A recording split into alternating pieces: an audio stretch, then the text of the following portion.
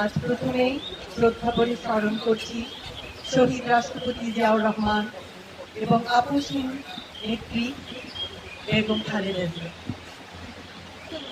আজ পরম করুণাময় আল্লাহ তাআলার রহমতে আমরা পবিত্র মাহে রমজানের এই দিনে সবাই একত্রে ইফতার মাহফিলে অংশগ্রহণ করছি।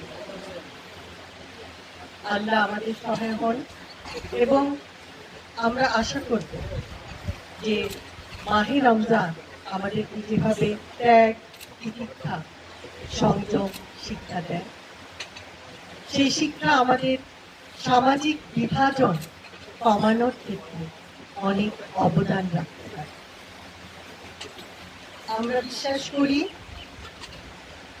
নারীর মর্যাদা ও অর্থনৈতিক স্বাধীনতা নিশ্চিত করা হলে জাতীয় উন্নয়ন ও সামাজিক ন্যায় অর্জন সহজ হবে।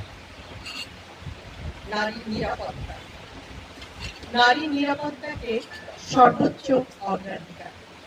আমাদের সরকার বিশ্বাস করে কন্যা শিশু নিরাপত্তা ও সুন্দর মানবিক বিকাশ নিশ্চিত করা অত্যন্ত জরুরি।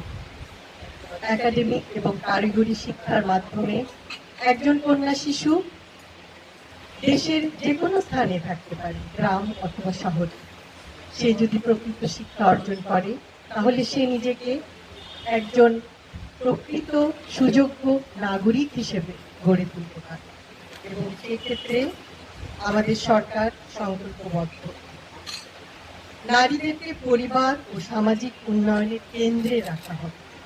স্বাস্থ্য, গ্রামীণ উন্নয়ন, কর্মসংস্থান।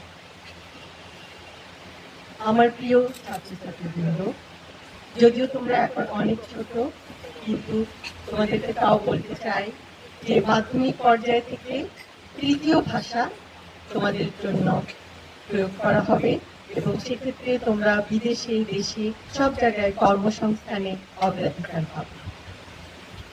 এর পাশাপাশি কারিগরি শিক্ষাও মাধ্যমিক পর্যায় থেকে তোমাদের কারিকুলামে যোগ করা হবে। তোমাদের কর্মসংস্থানে সেটা বিরাট ভূমিকা পালন করবে।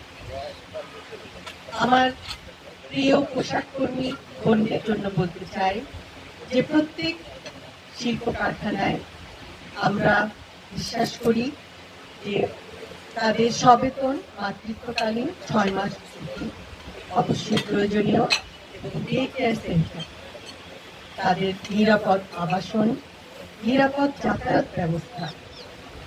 একটি মা অথবা একজন